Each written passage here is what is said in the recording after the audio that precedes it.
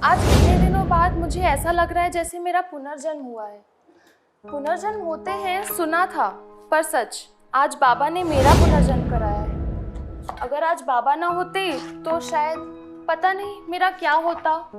माँ चलो ना, देर हो रही है। और सावित्री बहन सब कुछ ठीक? महक बेटा 2 साल बाद दिखी हो।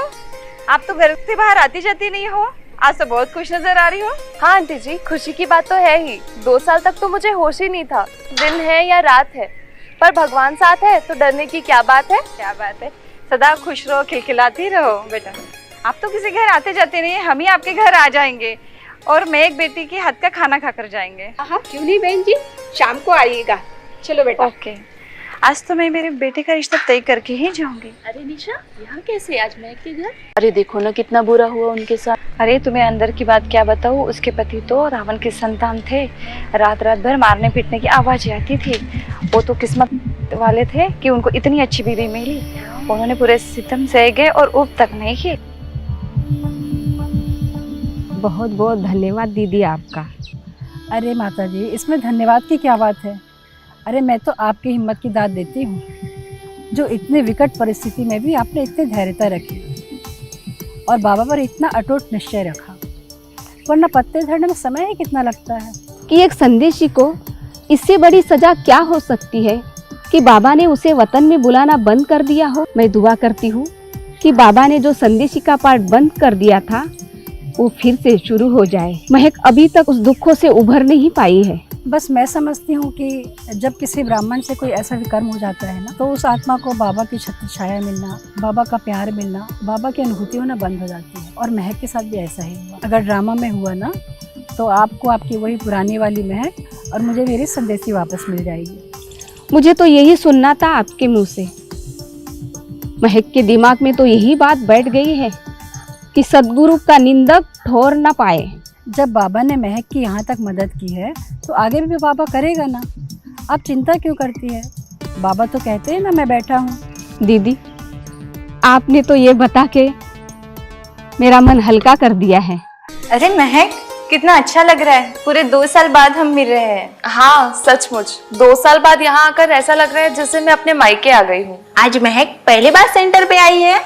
वैसे महक तुम दीदी से मिली? हाँ बस अभी मिलने ही जा रही हूँ। ठीक है, तुम मिल लो, हमें कॉलेज के लिए लेट हो रहा है, आते हैं। ओम शांति।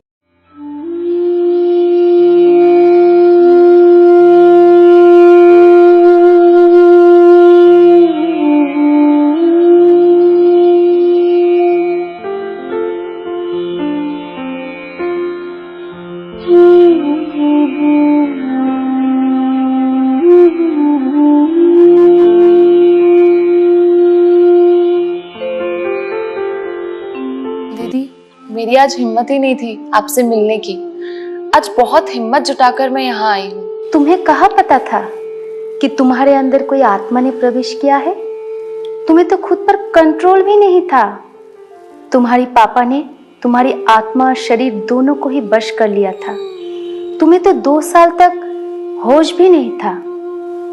चलो बड़ी दीदी से मिलते हैं। आओ महक बेटा, तुम्हारा फिर से एक बार बाबा के घर में स्वागत। बाबा के सब बच्चों की आस्था, विश्वास और भावना मुझसे जुड़ गई थी। उन्हें लगता था कि मुझ में ही बाबा आ रहे हैं। जब किसी शरीर में कोई भी अच्छी या बुरी आत्मा प्रवेश करती है ना, तो ऐसा होता है, वो आत्मा खुद परवश हो जाती है। उसको पता ही नहीं चलता है कि वो क्या कर रही है। अरे और तो और बेटा, वो तो खुद अपना डिसीजन ही नहीं ले पाती है। अब झाड़ तो हिलना ही था, चाहे उसके निमित्त कोई भी बनता। महक, पोहे तो बड़े टेस्टी बनाए हैं। कहाँ से सीखा ये सब? इतने टेस्टी पोहे तो हमने कभी मार्केट में भी नहीं खाए हैं। बहुत बढ़िया। दाने दाने पर लिखा है खाने वाले का नाम। वाह भाई सावित्री बहन, तुम तो बड़ी किस्मत वाली हो जो तुम्हें ऐसी बेटी मिली। हाँ सावित्री बहन, आपने भी तो आपके बेटे के बारे में कुछ ना कुछ सोचा होगा। क्या है ना, मेरा बेटा इंतजार ही कर रहा है। देखिए बहन जी, इसमें तो मैं कुछ नहीं बोल सकती। जिंदगी महक की है, वो जैसा ठीक समझे उसको जीना है। आप मुझसे पूछिए, माँ से पूछने से क्या होगा। चलिए, मैं आपके बेटे से शादी करने के लिए तैयार हूँ। महक, ये क्या बोल रही है बेटा? माँ, मेरी जिंदगी है, मुझे मेरे हिसाब से जीने दीजिए ना, मुझे डिसाइड करने दीजिए। अरे सावित्री बहन, हमने तो सोचा था महक बड़ी शर्मीली है, देखो तो कितनी चैंट निकली। हम समझते थे गाय है, किसी से ज्यादा बात नहीं करती, लेकिन ये तो अपनी शादी की बातें खुद ही कर रही है। शादी मेरी हो रही है तो बात भी तो मैं ही करूंगी ना। लड़का मेरे लायक है या नहीं, ये भी तो मैं ही डिसाइड करूंगी।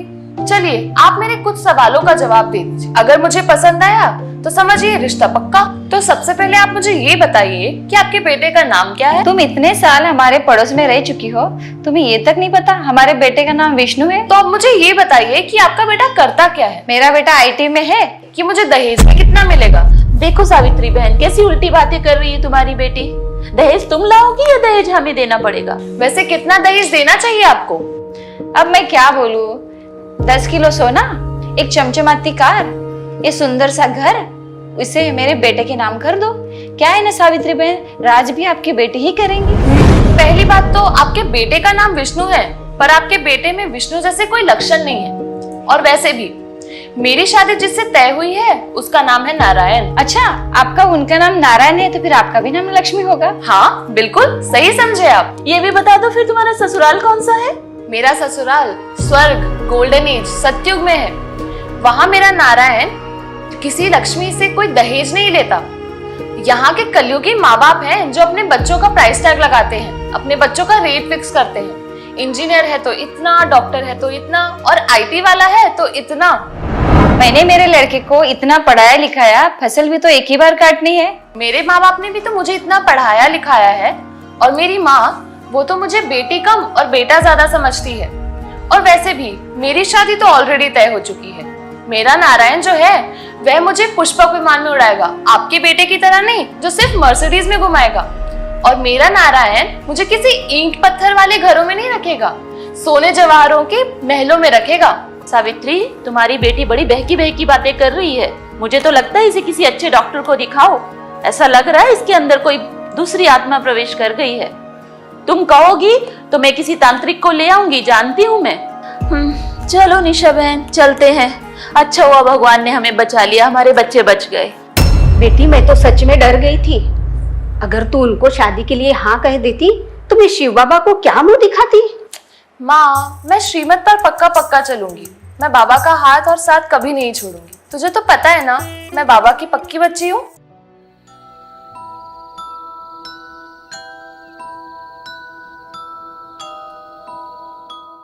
ये दुनिया वाला जरा भी न समझा, मैं पीता नहीं हूँ, पिलाई गई है। उफ, अब कितना समझाए इनको। ना सोने का ढंग है, ना बैठने का ढंग है, ना उठने का ढंग है। रात दिन शराब शराब शराब। घर में जवान बेटी है और इनको तो कुछ समझता ही नहीं। अब क्या समझाए आपको और कितना समझाए?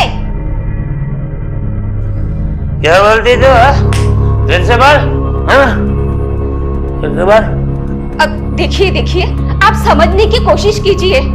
ये रात दिन आपका ये शराब पीना, मांस मच्छी खाना, ये अच्छा नहीं है। आपको खाना ही है तो बाहर जाके खाइए, पीना ही है तो बाहर जाके पिए। ये घर में पीना अच्छी बात नहीं है। आज से मैं आपको ना घर में पीने दूंगी ना पकाने दूंगी। घर में जवान लड़की है, इसका तो थोड़ा ख्याल कीजिए। मुझे समझाएगी?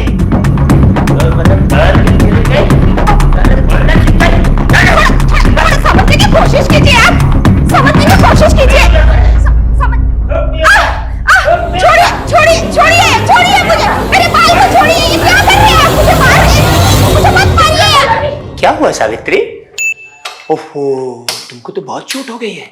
नशे में था ना तो थोड़ा हाथ उड़ गया। तुम कहो तो डॉक्टर के पास ले चलूं?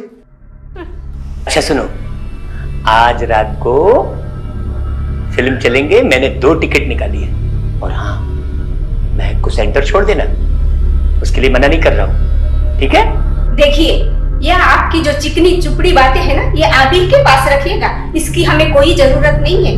अगर आप चाहे तो टीवी का कनेक्शन भी काट दीजिएगा और आपको लेके जाइए अपने वो दोस्तों को पिक्चर देखने। अच्छा चलो, ये पिक्चर की टिकट मैं कैंसिल कर देता हूँ, रेस्टोरेंट चलते हैं, ठीक है? आपको तो पता है मैं और महक बाहर का नहीं खाते, फिर भी हमें रेस्टोरेंट जाने की बात कर रहे हैं।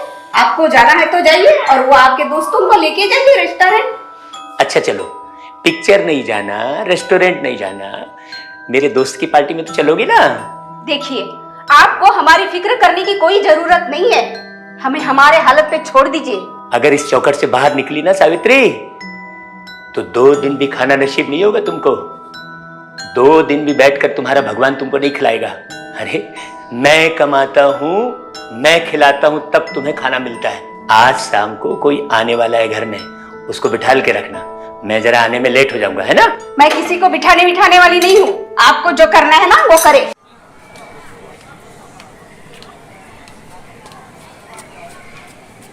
यह तुमने अच्छा नहीं किया। हर जगह तुम अपने नंबर बनाने की कोशिश करती हो। कंपटीशन करने का इतना ही शौक है ना, तो चल आ, मैं दिखाती हूँ अपना पावर। ये तुम क्या बोल रही हो? होश में तो हो? मैंने कब तुमसे कंपटीशन करने की कोशिश की है? बल्कि तुम ही मुझे हर वक्त नीचा दिखाने की कोशिश करती रहती हो।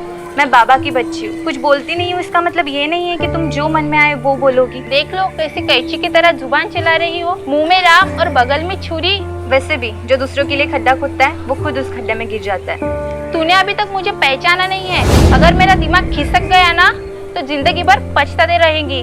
वनिष्का, I think you are out of your mind. जाकर बाबा के कमरे में जाकर मेडिटेशन कर। और वैसे भी तेरा मेडिटेशन कैसे लगेगा? तू रात में 1 बजे से पहले तो सोती नहीं है और अगले दिन 8-9 बजे से पहले उठती नहीं है। वैसे मैं तेरा प्रॉब्लम समझ सकती हूँ। अपने दोस्तों के साथ बाहर जाना, पार्टीज करना, मेकअप करना, बाबा का नाम खराब करना। जस्ट वेट एंड वॉच, मैं तुम्हें देख लूंगी। देखो बेटा, घबराओ नहीं, खुलकर बात करो। मैं तुम्हारी माँ जैसी ही हूँ। कोमलनाथ जी ने कहा था कि मैं एक बार आपकी बेटी से मिल लूं। मैं कुछ समझी नहीं। देखिए, मेरे आगे पीछे कोई नहीं है और मैं बहुत अच्छे घर से बिलोंग करता हूँ। तुम कहीं रिश्ता जोड़ने की बात तो नहीं कर रहे हो? हाँ, सही सोचा आपने, मैं रिश्ता जोड़ने की बात कर रहा हूँ।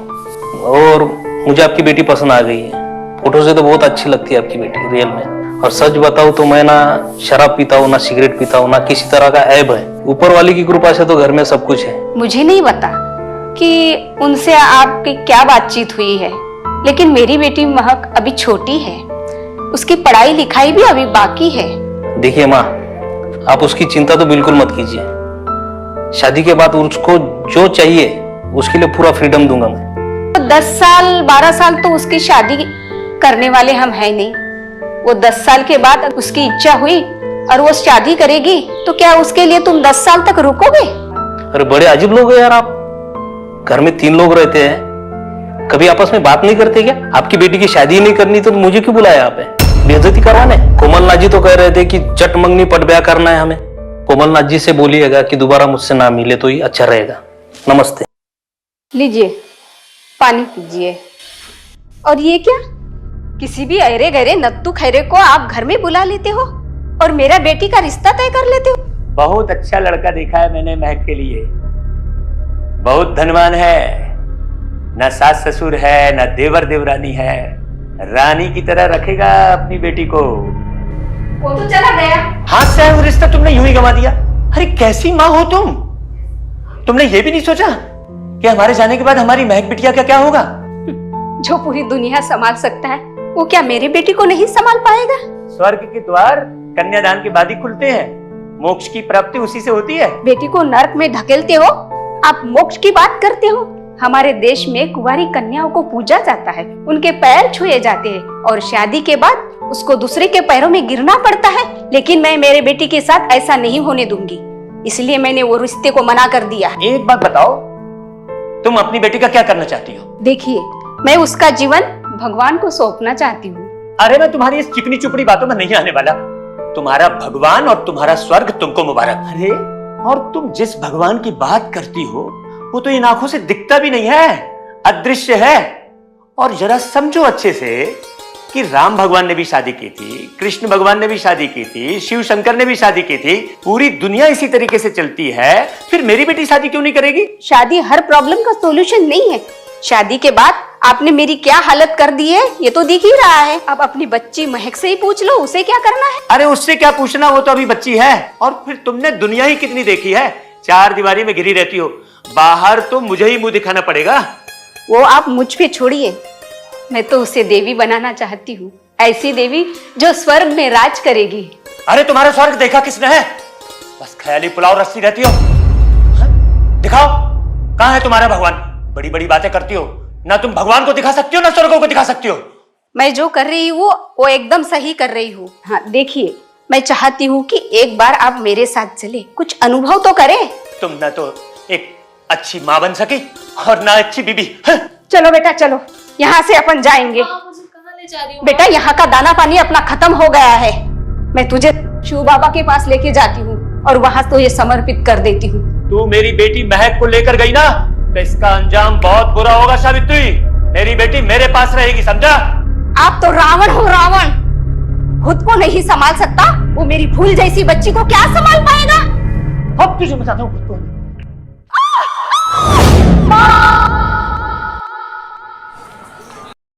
अभी तक आपने मेरा पीछा नहीं छोड़ा, अब क्या लेने आए हैं मुझसे? आपने मुझे कहीं का नहीं छोड़ा, ना घर का ना घाट का। इतनी तकलीफ देने के बाद भी आप यहाँ क्यों आए हैं? बेटा मैं तेरे से आखिरी बार मदद मांगने आया हूँ बेटा। क्या चाहते हैं मुझसे? बस बेटा, मुझे मेरे कर्मों की सजा मिल गई है बेटा। तेरे शिव बाबा ने मुझे ऐसे घर में जन्म दिया है जहां कोई सुविधा नहीं है। बहुत गरीब घर में जन्म लिया हूं बेटा मैं इसमें कुछ नहीं कर सकती। बेटा मैंने सुना है कि तू शिव बाबा से बातें करती है, तो क्या तू मेरे लिए इतना नहीं कर सकती बेटा कि तू शिव बाबा से पूछ ले कि मुझे आखिर इतने गरीब घर में क्यों जन्म दिया है?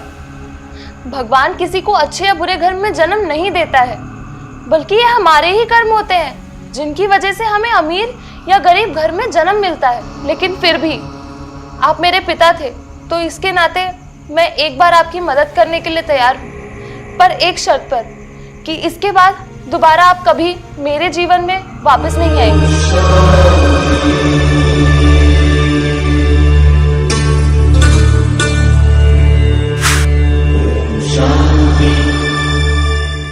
क्या हमेशा साधारण कपड़े पहनोगी सावित्री और मेरी बेटी को पहनाओगी?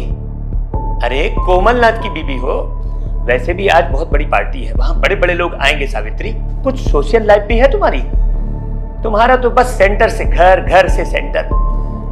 अगर शिव बाबा मिल गए हैं तो उन्हीं का तो नाम लूंगी ना। मैं तो कहती हूँ कि आप भी सेंटर चलिए, वहाँ दीदी भी है और अच्छी अच्छी बातें बताती है दीदी। क्या मिलेगा मुझे तुम्हारे सेंटर में जाने से? क्या मुझे वहां बहुत बड़ा बिजनेस मिलेगा? अरे पार्टी में जाऊंगा तो बहुत बड़ा बिजनेस मिलेगा। अरे तुम्हारे सेंटर जाऊंगा तो आई हुई लक्ष्मी को भी ठुकरा दूंगा। तुम्हारा तो बस 24 घंटे बाबा बाबा बाबा यही चलता रहता है बस। देखिए, आपने अगर एक दिन लक्ष्मी को ठुकरा दिया तो कोई नुकसान नहीं होने वाला है। आपने तो 7 पुश्ते बैठ के खा सकते इतना कमा के रखा है। आजकल का कोई भरोसा नहीं है सावित्री, कभी भी कुछ भी हो सकता है। अगले जन्म का कुछ सोचा है आपने? पुण्य का खाता खोलिए।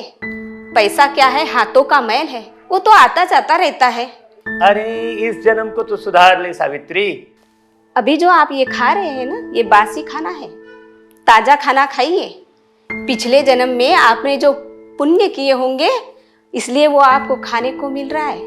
पुण्य का खाता खोलिए। अरे अपना ज्ञान तू अपने पास रख, मुझे सब पता है, मुझे क्या करना है क्या नहीं करना है। तेरे से मुझे पूछने की जरूरत नहीं है। मैं तो आपको समझा समझा के थक गई हूँ। अगर आप एक बार भी मेरे साथ सेंटर आ जाते ना तो आपके 84 जन्म अच्छे हो जाते। वैसे भी बंदर क्या जाने अदरक का स्वाद। तुम खुद भी बिगड़ी हो और अपनी बेटी को भी बिगाड़ रही हो। अरे एक जन्म तो मिलता है, जरा अच्छे से मौज कर लो।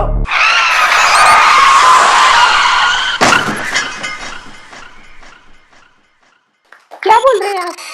नहीं नहीं, ऐसा नहीं हो सकता। क्या हुआ? महक बेटा, सब खत्म हो गया बेटा, सब खत्म हो गया। चल बेटा चल।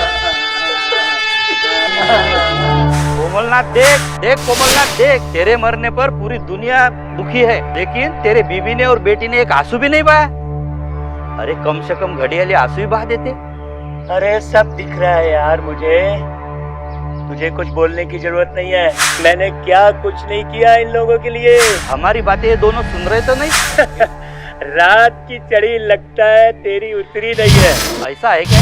अरे हम मर चुके हैं यार, ये क्या, इनके फरिश्ते भी अब हमको नहीं सुन सकते। कोमलनाथ सुन, ये दोनों बहनें तेरे घर पर कब्जा कर बैठे और तुझे कुछ करना पड़ेगा। मेरे मरने के बाद इन दोनों ने आना जाना शुरू कर दिया। देख आगे आगे होता है क्या।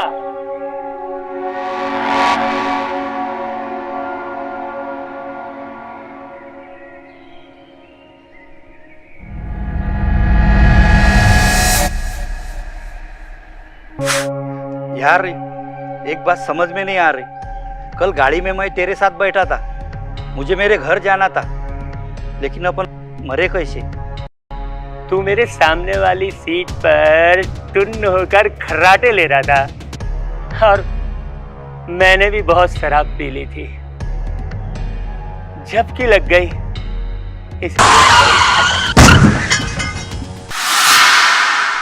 ये महक और सावित्री माता ने इतना सब कुछ यज्ञ के विरुद्ध किया, फिर भी आप उन्हें माफ कर दिया।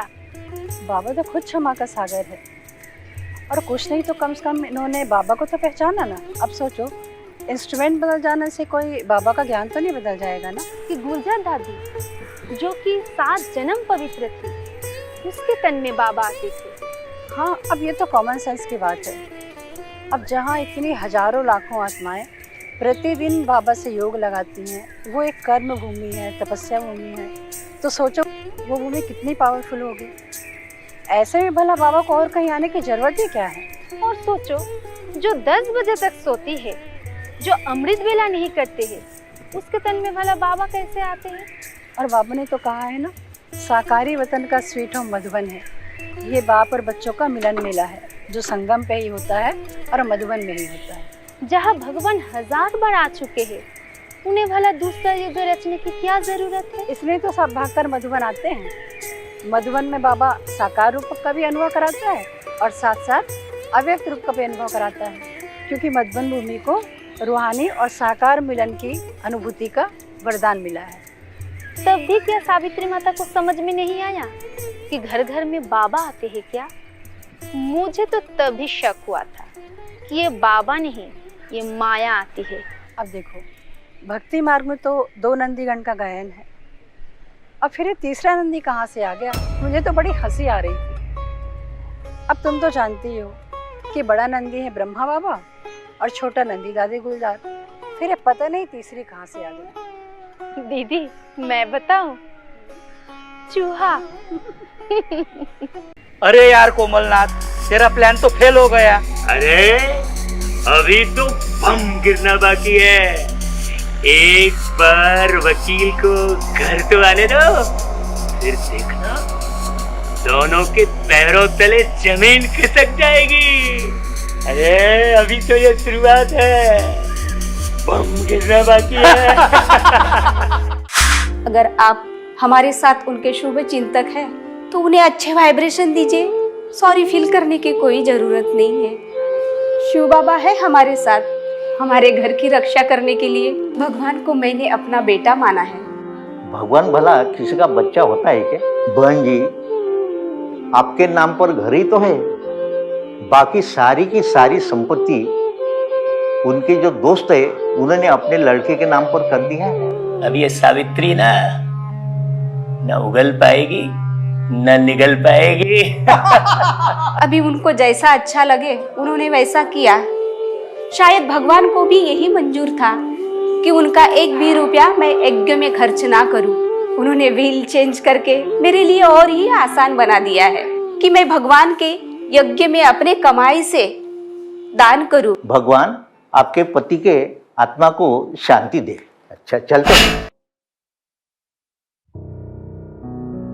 बड़ा दुख हुआ आंटी जी सुनकर कि कोमलनाथ जी नहीं रहे। खैर अभी होने को कौन टाल सकता है। हाँ, जितना उन्हें जीना था उतना वो जी गए।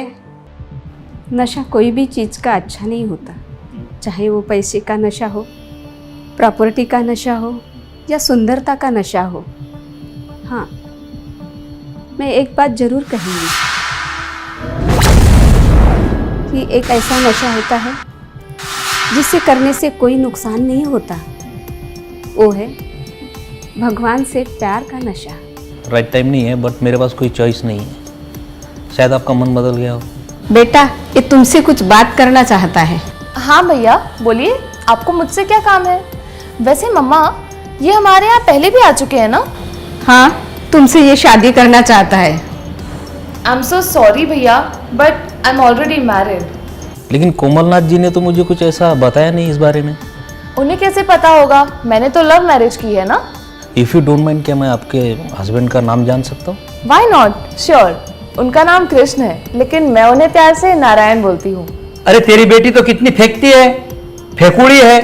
वो क्या है ना, वो मुझे गोल्डन एज में लेके जाएगा, स्वर्ग में। वहाँ मुझे पुष्पक विमान में बिठाएगा और साथ में हीरे जवाहरों के महलों में रखेगा, कोई ईंट पत्थर के नहीं। और हाँ, वो आजकल थोड़ा बिजी रहता है। क्या है ना, शिव बाबा के साथ ओवर टाइम कर रहा है, क्योंकि उन्हें दुनिया को जो पावन बनाना है। उसके बाद तो मैं अपने गोल्डन एज में जाऊंगी, और फिर आपका तो कोई चांस नहीं लग रहा है मुझे। हे भगवान, कोमलनाथ जी का तो पूरा परिवार ही पागल है। Thank you God. जी, आपने कुछ कहा? नहीं, मैं ये कह रहा था कि भगवान कितना अच्छा है ना, सबको बचाता है। आपका हस्बैंड आपको मुबारक हो।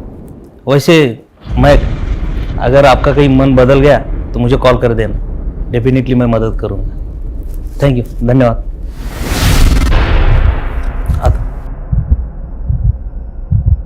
अच्छा हो गया मैं मेरे बेटे का रिश्ता लेके आता था तेरे यहाँ। अच्छा हो गया मैं नहीं आया।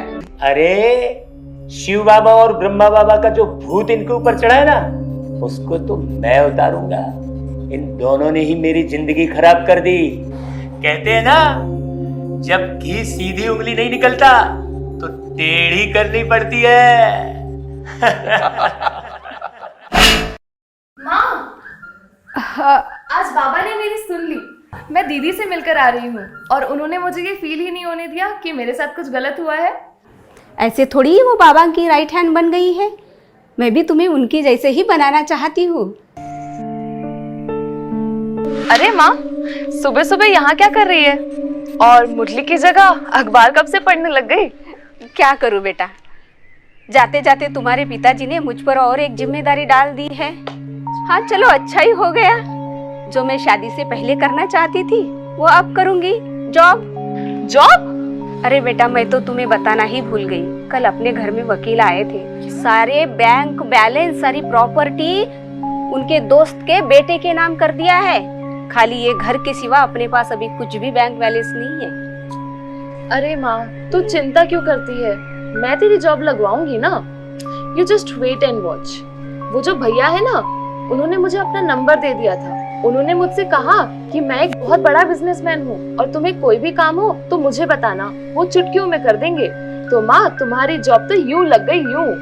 अभी मैं उनको कॉल करती हूँ। हेलो राहुल, मुझे तुमसे कुछ काम था। अरे यार, तेरी बेटी जितनी भोली दिखती उतनी भोली नहीं है, बहुत चालाक निकली। उसने उसे तो भैया बोल दिया और अपना काम निकलवा लिया। अरे तू चिंता मत कर यार, मेरे पास बहुत तरीके हैं इनको तंग करने के लिए। कहीं ऐसा तो नहीं उनका भगवान उन्हें बचा रहा हो? तू भी क्या बात करता है यार? अरे उनका भगवान तो दिखता ही नहीं है, हमारी तरह है, अदृश्य। तू कभी गया वो लोग जाते वहां? अरे गया था यार, वो लोग बहुत धनवान हैं। एक एक ईंट ऐसी दिखती जैसे सोने की है। अरे मेरा तो मन कर रहा था एक ईंट उठा लूं, लेकिन मैं अंदर नहीं जा पाया यार। पता नहीं वो लोग क्या करते हैं अंदर में।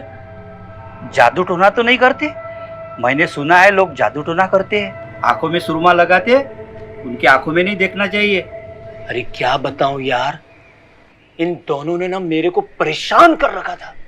मैं अपने ही घर में ना मैं नॉनवेज खा सकता था, ना मैं शराब पी सकता था भूल के भी, और यहां तक कि मैं रेस्टोरेंट में भी नहीं जा सकता था भाई, पिक्चर भी नहीं देख सकता था, अरे टीवी भी नहीं देख सकता था। और मेरी बीवी बोलती थी यार कि बस तुम मेरे ही हाथ का खाना खाओगे। ये भी कोई बात हुई? अब बता यार तू, अपने ही घर में मैं बिल्कुल ऐसा हो गया था जैसे कैदी। अरे यार वो तो अच्छा हुआ उस ऊपर वाले ने मेरे को जल्दी ऊपर बुला लिया। घर तेरा था कि उनका? कमाल कर दिया यार तूने। ये तो जेल से भी बदतर जिंदगी है। जेल में भी इतने कड़े कानून नहीं होते, उनको तेरी कभी कमी महसूस नहीं होती।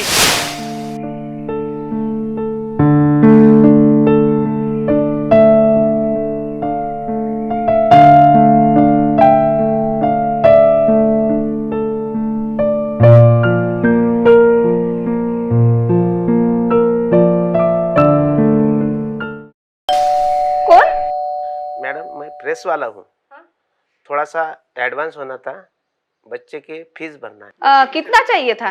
3000 रुपये। अच्छा ठीक है, लाती हूँ मैं। अरे यहाँ तो मैंने सोने की चैन रखी थी, कहाँ गई? हाँ? कहीं महक? नहीं, पर महक क्यों निकालने लगेगी? हाँ? वो तो बिना मुझे पूछे एक पेन तक नहीं उठाती थी, फिर वो कैसे लेके जा सकती है? मैडम जरा जल्दी करो। तो मेरी शादी की आखिरी निशानी थी, मैंने इनसे ही वो छुपा के रखी थी। ओह, कमरे के लाइट भी वो ऑन करके जाती है ये लड़की। अभी तक कहाँ गई कुछ समझ में नहीं आता। चीजें भी नहीं ढंग से रखती, कोई दिखती भी नहीं चीजें, मेरी चैन भी नहीं दिख रही, कहाँ गई? तो ऑफिस के लिए भी टाइम हो रहा है मुझे। अरे माँ, तू अभी तक ऑफिस नहीं गई? ये देखो अब आ रही है महारानी। कहाँ गई थी तू इतनी देर तक? हाँ माँ, फ्रेंड्स के साथ चली गई थी। तो क्या? दोस्तों से मिलने गई थी? तू जॉगिंग करने जाती है या दोस्तों से मिलने जाती है? वो किचन में नाश्ता पड़ा है तेरे लिए, वो खा लेना। नहीं माँ, मुझे भूख नहीं है, मैं नाश्ता करके आई हूँ बाहर से। अभी कब से तू बाहर का खाने लगी? तो क्या हुआ माँ, नारियल पानी तो पी लिया ना।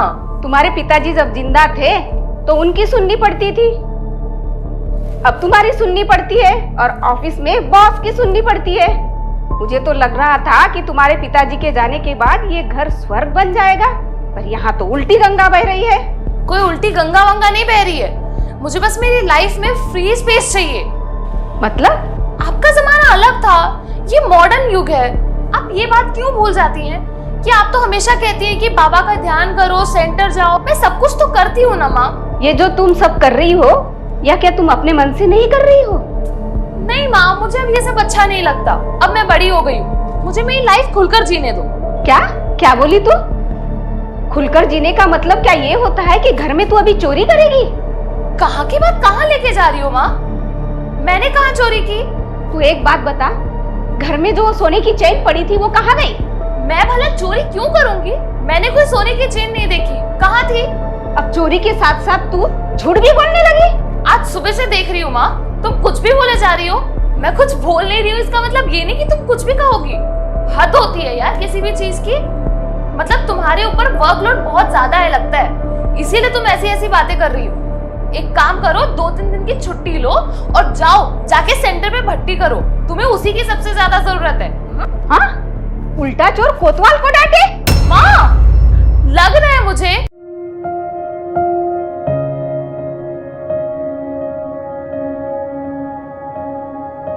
लोगों को दिखाने के लिए तू बाबा के कमरे में बैठती है, या तेरा योग भी लगता है?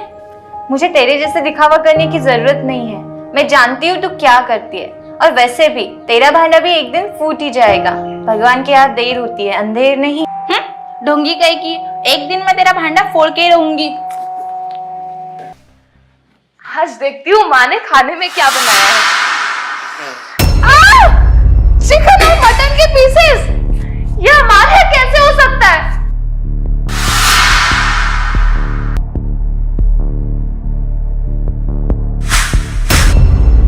ये क्या? ये हमारे घर में कैसे? पता नहीं मेरे घर में क्या हो रहा है। माँ ने प्याज और लहसुन क्यों रखे हैं घर में, और खाने में चिकन और मटन क्यों बनाया है? ओ बाबा, ये क्या हो रहा है?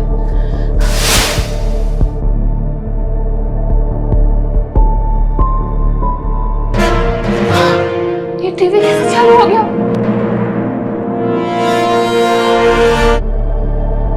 ओ बाबा, चुन चुन के बदला लूंगा। तुम लोगों ने मेरी जिंदगी खराब की थी ना, देख लो एक एक का बदला लूंगा मैं, एक एक का।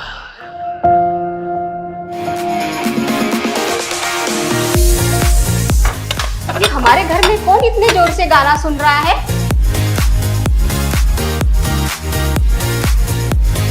महक, बेटा महक, महक।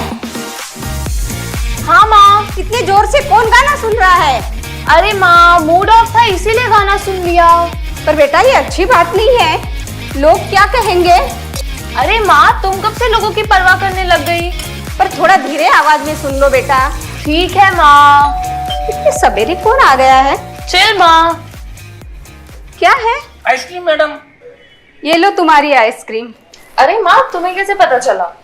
अब तुम इतना जोर से अगर गाना सुनोगी तो तुमको बेल की आवाज कैसे सुनाई देगी? अरे माँ, नाराज मत हो, वो मेरी बेस्ट फ्रेंड ने मुझे सजेस्ट किया कि यहाँ की आइसक्रीम्स बहुत अच्छी होती है, तो मैंने सोचा मंगा लेती हूँ। अरे बेटा, पर अगर तुम मुझे बता देती तो मैं घर में आइसक्रीम बना देती। अब तुम बिना बाबा को भोग लगाए ये आइसक्रीम खाओगी?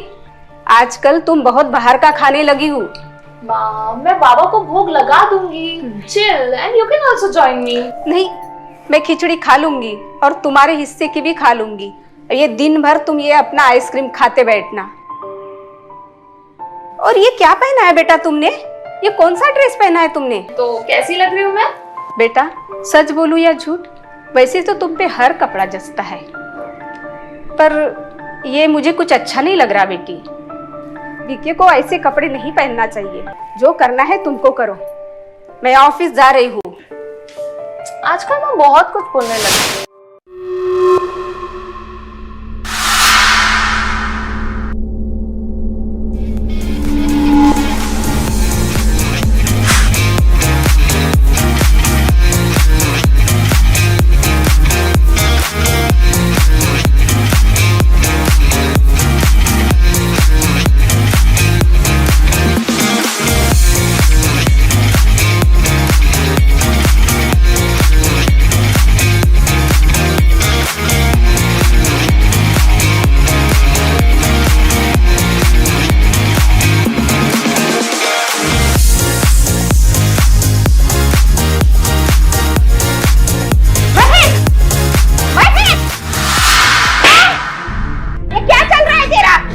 तो फ्रेंड के यहाँ पार्टी में जाने वाली थी ना, ये घर में क्या तमाशा करके रखा है? माँ, एक्चुअली प्लान चेंज हो गया। रेस्टोरेंट में जाके पैसे खर्च करने से अच्छा मुझे लगा मैं अपने फ्रेंड्स को घर पे इनवाइट कर लूं। ये कोई तरीका हो गया? और ये जो सब तेरे फ्रेंड ये पार्टी में अभी थे, उनको क्या 7 दिन का कोर्स तूने करवाया क्या? नहीं माँ, लेकिन आप मुझे मेरी लाइफ मेरे हिसाब से जीने दीजिए ना। तेरी लाइफ तेरी लाइफ तेरी लाइफ जी, तुझे जैसे जीना है वैसे जी, मुझे कुछ नहीं बोलूंगी। क्या करूं मैं इस लड़की का? कहाँ गई ये सवेरे सवेरे? कुछ बता के भी नहीं जाती। अंदर भी नहीं है, बाहर भी नहीं है, बेडरूम में भी नहीं है। क्या समझ में नहीं आता इसका?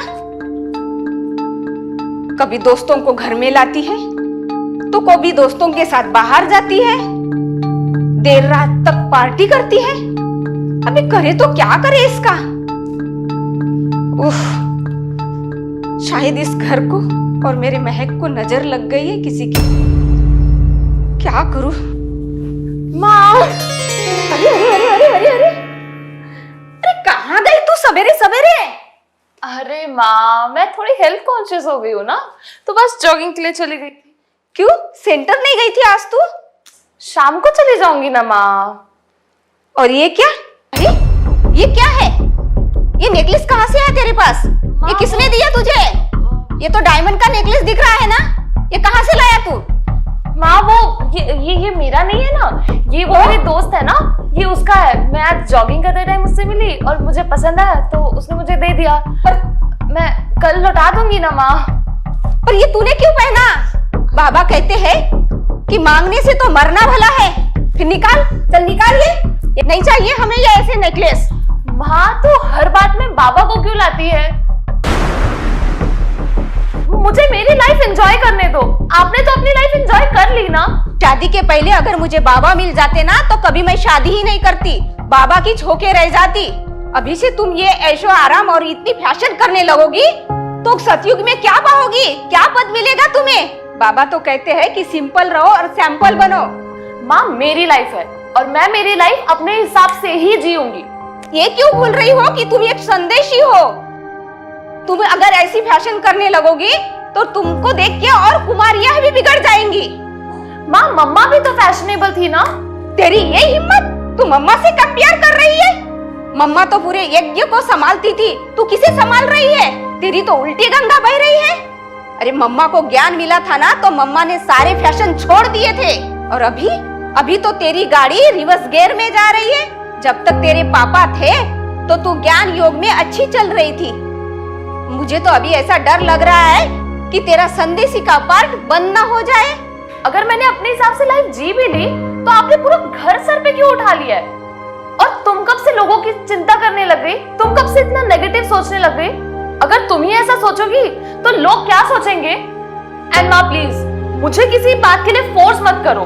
मुझे जैसे जीना है मैं जीऊंगी। आज से तुझे जो लगे वो तू कर, मैं तुझे कुछ नहीं बोलूंगी। आजकल तो ये चोरी भी करने लगी है। पापा थे तभी ठीक था। क्या हुआ बेटा? क्या बताऊं बाबा, मुझे तो वंशिका से बहुत डर लगने लगा है। उसकी आंखों में जो मेरे लिए नफरत और गुस्सा थी मैं आपको बता नहीं सकती। अगर तू मुझे पूछोगी तो मैं तुझे दो रास्ते बताऊंगा। एक तो योग बल से चुप कर या भुगत के चुप। बाबा आपकी बातें ठीक है, लेकिन मुझे ऐसा लगता है कि वो मुझसे बदला लेने के लिए कोई भी लिमिट क्रॉस कर सकती है। I am damn sure. क्या हो गया है तुझे? माँ I am sorry but I have a bad news for you. I don't think I would be able to crack the IAS anymore. क्यों, क्या हो गया है? माँ मेरे 80 KT लग गए हैं माँ। कितने सब्जेक्ट में? 4 सब्जेक्ट में माँ, 4 सब्जेक्ट में। अचानक तुझे क्या हो गया है?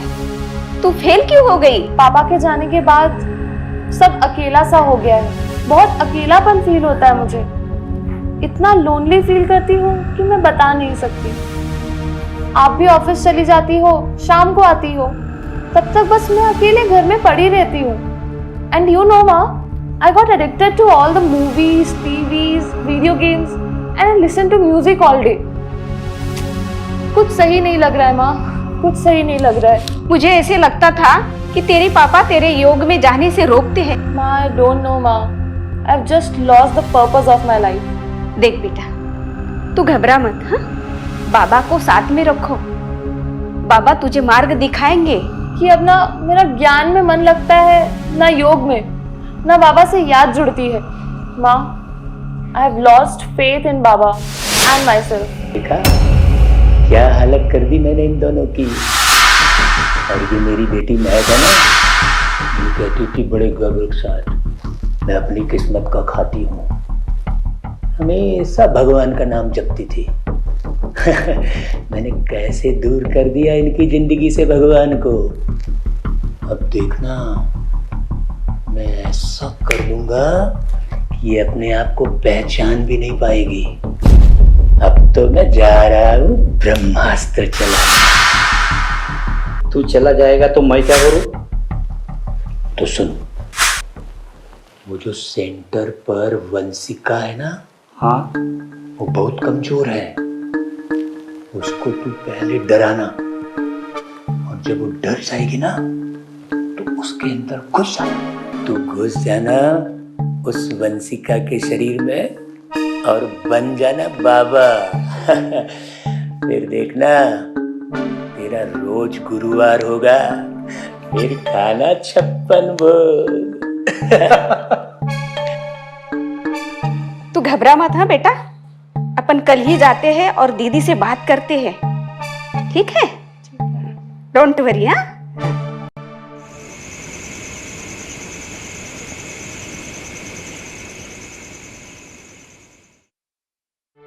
आओ बच्ची, उठ गई। बाबा आए हैं इस तन में। तुम्हारे पास 2 साल हैं। सारे गली मोहल्लों में प्रचार कर दो कि बाबा अब आ चुका है। तुम्हें पूरे विश्व को सकाश देना है। बाबा आप?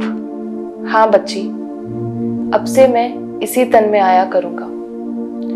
इस बच्ची ने संदेशी का पाठ बहुत अच्छा निभाया है। अब से यही मुरली चलेगी। मैं धन्य हो गई कि बाबा आप मेरे घर आए। मैं सेंटर के हर बच्चों के मन में ये भर दूंगी कि बाबा मेरे घर में पधारे हैं। और इसका फल मैं तुम्हें यह दूंगा कि मैं तुम्हें देवकी बनाऊंगा।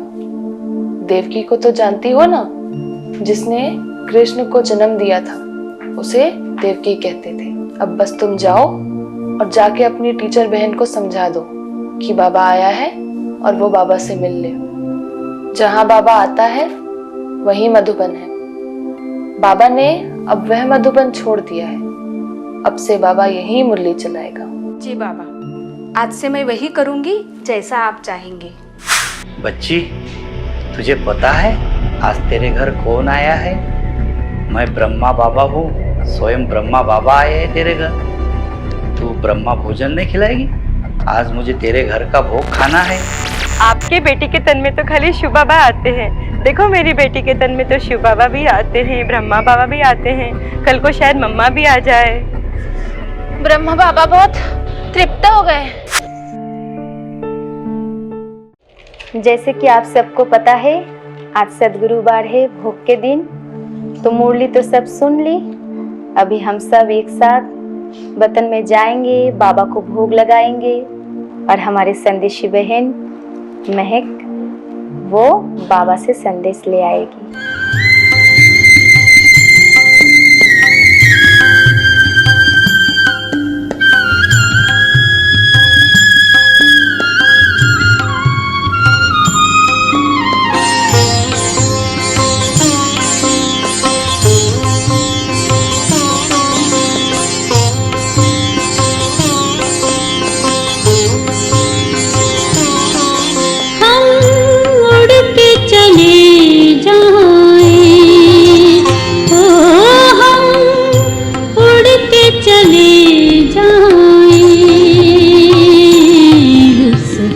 प्यारे से वतन में हो, प्यारे से वतन में, उस मीठे से वतन में। ये दुनिया किसने बनाई है?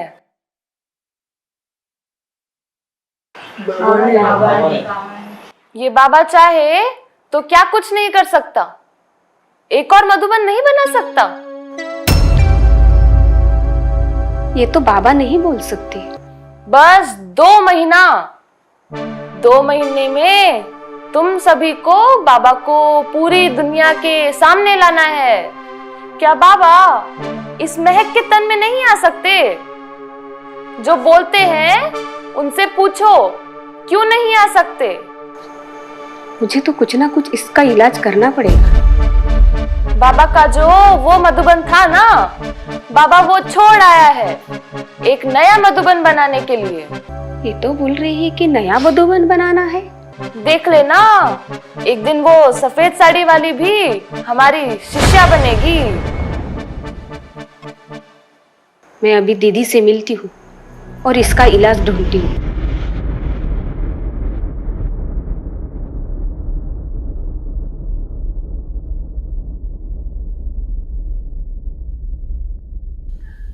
अरे अरे सावित्री माता, नहीं नहीं नहीं, देव की माता, मैं आप ही को ढूंढ रही थी। महक के तन में बाबा आते हैं? क्या सच में बाबा आते हैं? हमारे गांव में तो देवी आती है। पहले तो आपका घर बड़ा सुना सुना लगता था, अभी तो बड़ी चहल पहल हो गई है। महक के तन में बाबा आए तो हमारे घर जरूर लेकर आना। हाँ हाँ, क्यों नहीं, जरूर। सच्चे दिल पर साबरा जी। आपका घर तो मधुबन हो गया है। वैसे भी बाबा ने कहा है हर घर मधुबन होगा। मुझे भी अपना घर मधुबन बनाना है। हाँ, अभी तो बाबा का तीसरा रथ भी आ गया है। आपको तो लोग अभी देव की माता बुलाने लग गए हैं। बैठे बैठे कितनी प्रजा बना ली है। शास्त्र में तो 2 नंदी का गायन है, ये तीसरा रथ कहाँ से आ गया? देखिए, आप आम खाइए, गुठलियों को क्यों गिन रहे हो? आपको अपना घर मधुबन बनाना है कि नहीं? बस मैं तो जिज्ञासावश पूछने लग गई। अरे माता जी, परख शक्ति को पैदा करो। मुझे लगा भगवान इतना सस्ता कैसे हो गया। बाबा के रथ को क्या आपने इतना सस्ता समझ के रखा है? माफ करना, मैंने बाबा पे शक किया। आप महक बाबा को लेकर मेरे घर आना। आपको तो बस जन और धन, समझ लेना आप मेरा इशारा। आपको तो उसकी आवश्यकता है ना। देखिए, अभी तो 2 साल तक कोई डेट नहीं है, 2 साल बाद देखेंगे। अरे कोमलनाथ, बहुत दिनों के बाद क्रिकेट मैच देखने मिला है। अरे देख ले मजे से।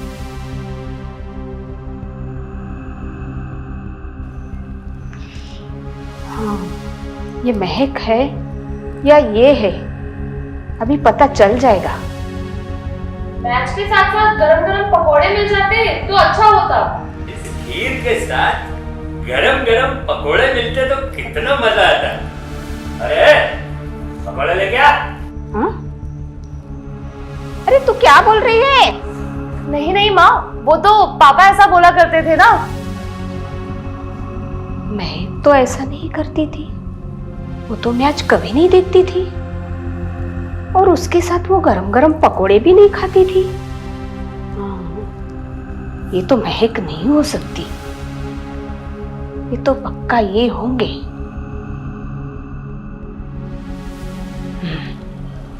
अभी इसका फैसला कल सुबह हो जाएगा। अरे कोमलनाथ, आज तो तू फंस जाता। बस चुपके से खीर खा। महक बेटा, मुझे जरा ऑफिस के काम के लिए जाना है, वहां से फोन आया था तो मैं जा रही हूँ। तुझे अगर भूख लगेगी तो खाना पड़ा है किचन में, तू खा लेना। हाँ, मैं जल्दी आती हूँ। बाय बेटा।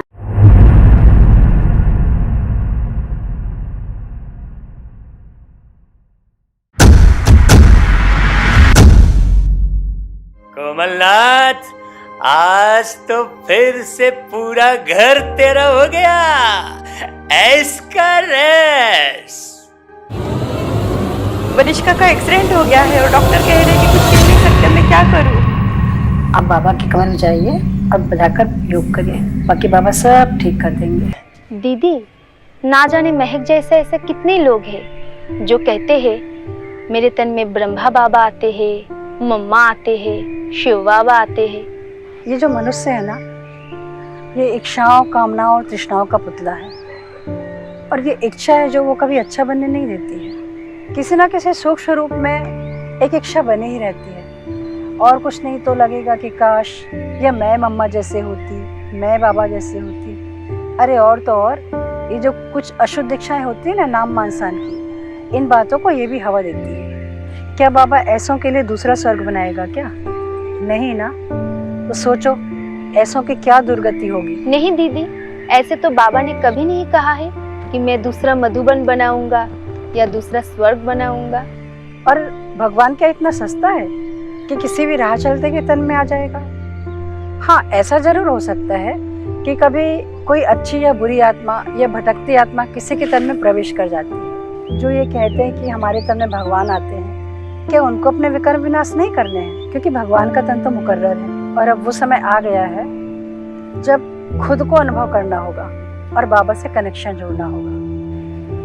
और ये कनेक्शन तभी जुड़ेगा जब बुद्धि की लाइन क्लीन एंड क्लियर होगी, और इसके लिए निर्णय करने की, परखने की शक्ति की बहुत आवश्यकता है, और ये दोनों शक्तियाँ मिलती हैं सिर्फ शिव बाबा से। इसलिए दीदी आपने परख लिए कि महक के तन में बाबा नहीं बल्कि दूसरे कोई आत्मा प्रवेश करते हैं, और ये सिर्फ ज्ञान और योग से ही हासिल किया जा सकता है।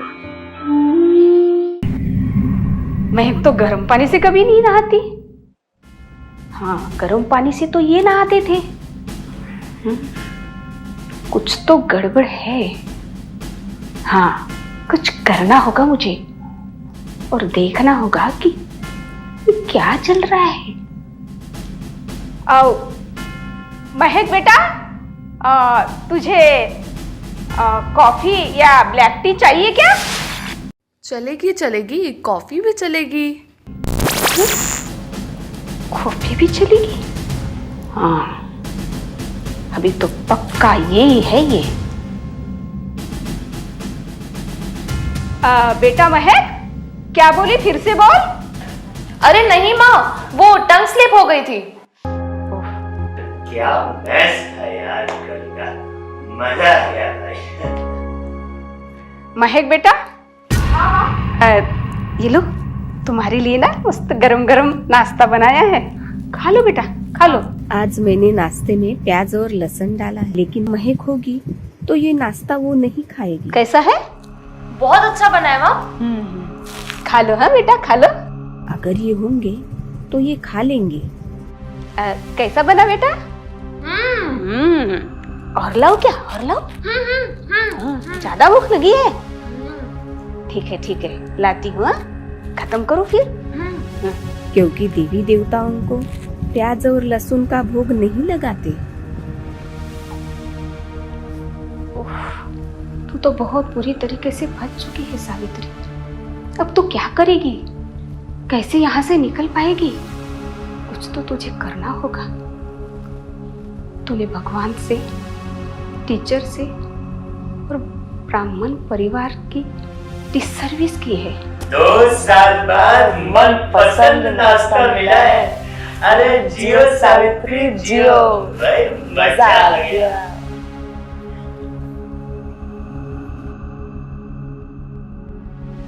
यहाँ से जल्दी बाहर निकल के कुछ करना पड़ेगा, नहीं तो इसके साइड इफेक्ट्स तुझे और तेरी बेटी को जन्म जन्म तक भुगतना पड़ेगा।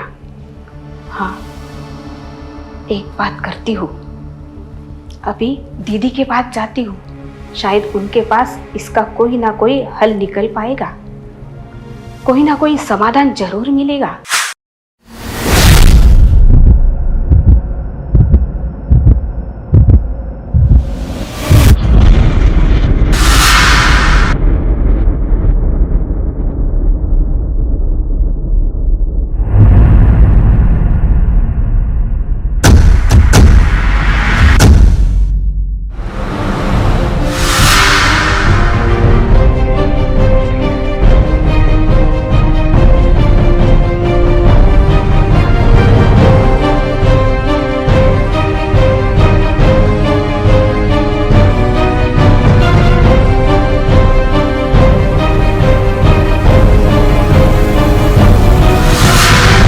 मैं तो तभी समझ गई थी जब तुमने बाबा की पुराने मूल्यों को तोड़ मरोड़ कर सुनाना शुरू कर दिया था, ताकि वो एक नई संस्था बना सके।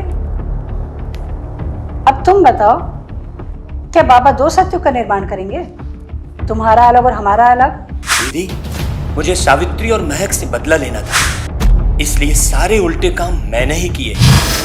अपनी इच्छाओं को पूरा करने के लिए 2 साल तक मैंने महक के तन को यूज किया। मैं कामयाब हो ही रहा था, पर पता नहीं कैसे सावित्री को पता चल गया। मैं इन दोनों को तो अपनी उंगलियों पर नचाना चाहता था, पर मैं हार गया। यहां आकर मैं झूठ नहीं बोल पाया।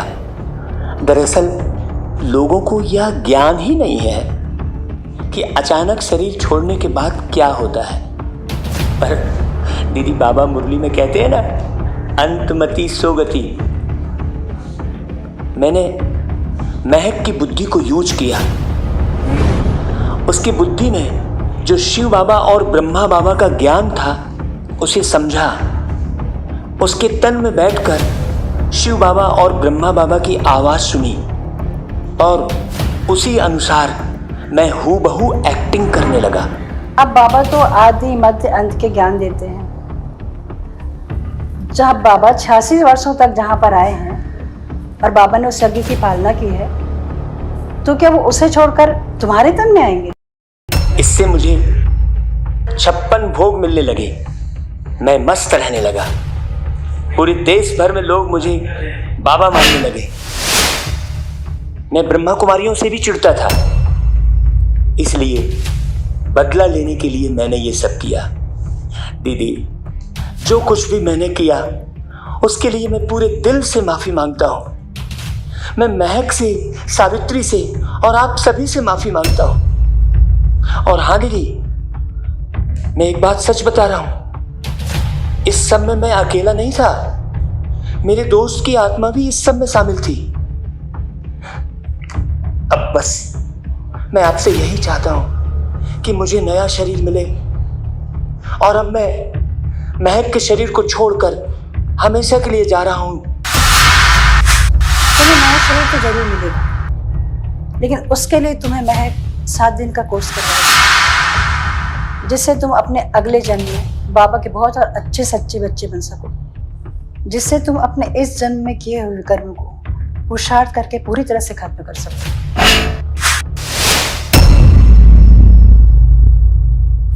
दीदी दीदी, वनिष्का ने शरीर छोड़ दिया और अनिष्का के तन में अभी बाबा आने लगे। बाबा दृश्य है ना, लो, एक महक की कहानी खत्म नहीं हुई कि दूसरी कहानी की शुरुआत हो गई।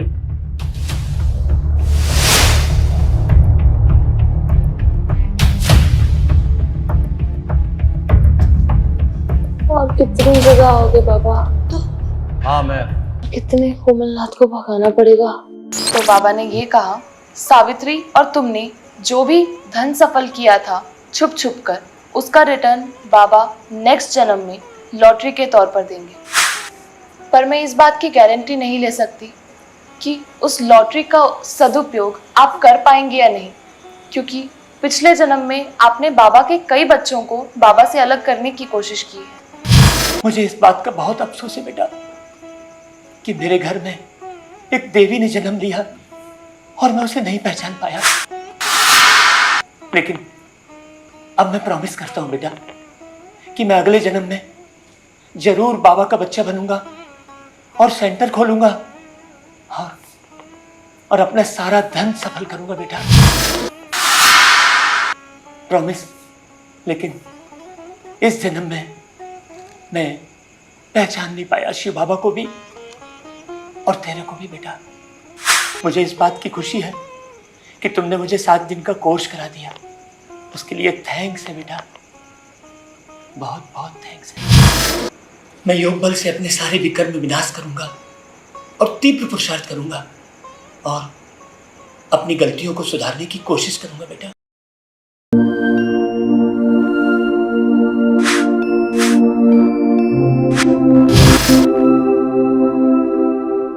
मैं सोच रही हूँ कि तुझे सेंटर में समर्पित कर दूं। माँ, क्या लगता है दीदी मुझे एक्सेप्ट करेगी? देखो बेटा, अर्जी हमारी, मर्जी आखिर बाबा की, सच्चे दिल पर साहब राजी। पहले मुझे लगता था कि बाबा ऐसा क्यों बोलते हैं कि संदेशी का पाठ सिर्फ खेल पाल का है, उससे मिलता कुछ नहीं है और सिर्फ बाबा को याद करने से ही विकर्म विनाश होते हैं।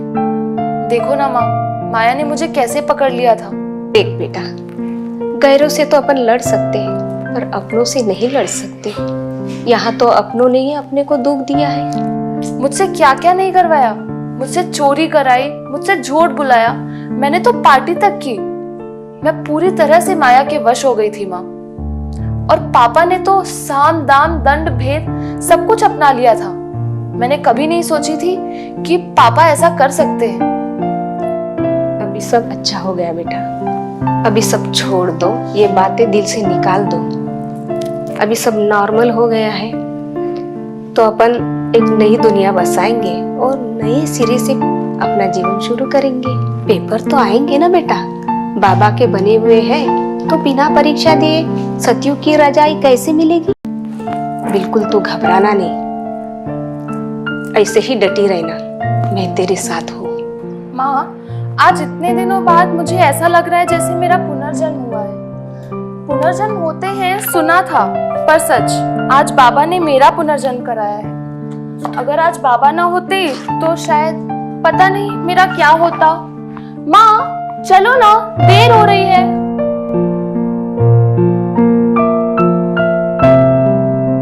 हाँ बेटा, आज सेंटर का पहला दिन है, पर ऐसे लग रहा है कि ये पहला दिन ना हो के ये पहला कोर्स करने जा रहे हैं। तभी तो बाबा कहते हैं ना कि बचपन के दिन भुला न देना। Are you sure? मुझे तो ऐसा लगा था दोबारा मैं बाबा की चौखट पर कदम भी नहीं रख पाऊंगी।